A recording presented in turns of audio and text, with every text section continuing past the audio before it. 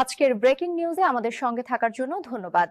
এটি আজকের খবরের 1 মিনিটের সারসংক্ষেপ। নমস্কার এবং আজকের হেডলাইন্সে স্বাগত। ভারতের ঐতিহাসিক এশিয়া কাপ জয়ে এক নজিরবিহীন রাজনৈতিক বিতর্কে কলুষিত হয়েছে। দুবাইয়ে রবিবার ফাইনালে চিরপ্রতিদ্বন্দ্বী পাকিস্তানকে হারিয়ে মেন ইন ব্লু নবমবারের মতো শিরোপা জিতেছে। কিন্তু পুরস্কার বিতরণী অনুষ্ঠানে 1 ঘণ্টারও বেশি সময় ধরে চলা নাটকীয় ঘটনায় জয়োল্লাস ম্লান হয়ে গেল।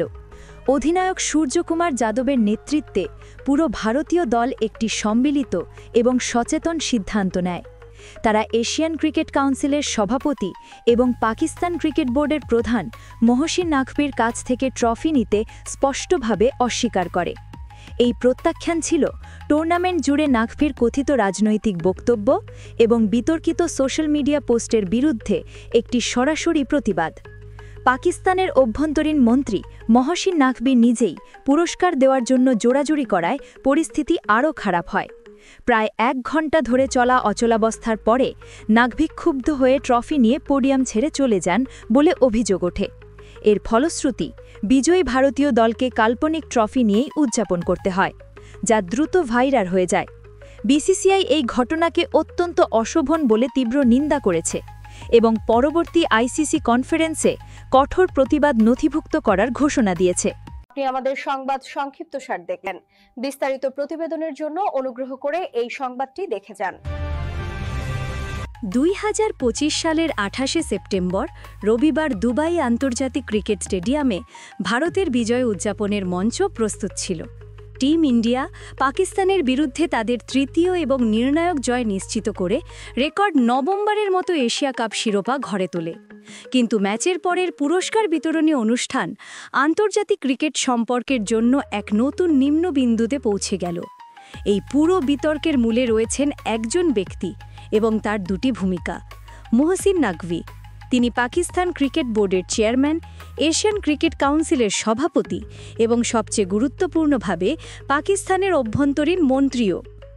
ভারতীয় দলের তার কাছ থেকে ট্রফি নিতে অস্বীকার করার সিদ্ধান্তটি ছিল একটি পূর্ব পরিকল্পিত সম্মিলিত প্রতিবাদ, যা পুরো টুর্নামেন্ট জুড়ে নাকভির রাজনৈতিক কর্মকাণ্ডের কারণে নেওয়া হয়।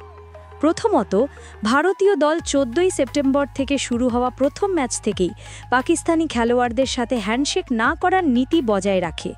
এই পদক্ষেপটি বর্ধিত রাজনৈতিক উত্তেজনা এবং সাম্প্রতিক সীমান্ত সংঘর্ষ, বিশেষ করে 2025 সালের এপ্রিলে পেহেলগামে সন্ত্রাসী হামলার পরের বিরুদ্ধে একটি সরাসরি প্রতিক্রিয়া হিসাবে দেখা হয়েছিল।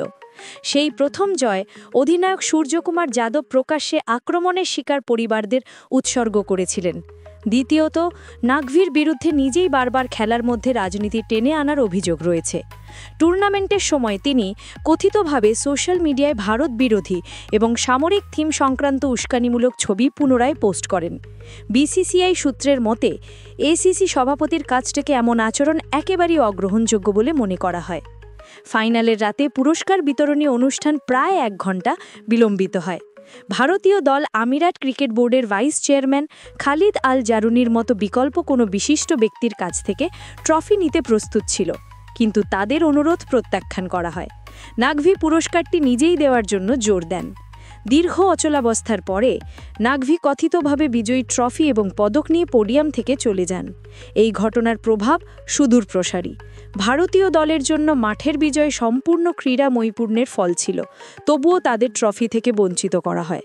নিজের হতাশা ব্যক্ত করে অধিনায়ক সূর্যকুমার যাদব প্রকাশ্যে ঘোষণা করেন যে তিনি তার পুরো এশিয়া কাপ ম্যাচ ফি ভারতীয় সশস্ত্র বাহিনীকে দান করবেন, যা এই প্রত্যাখ্যানকে জাতীয় সমর্থনের একটি শক্তিশালী বিবৃতিতে পরিণত করে। তিনি এই ঘটনাকে অত্যন্ত দুর্ভাগ্যজনক এবং অশোভনীয় বলে আখ্যায়িত করেন।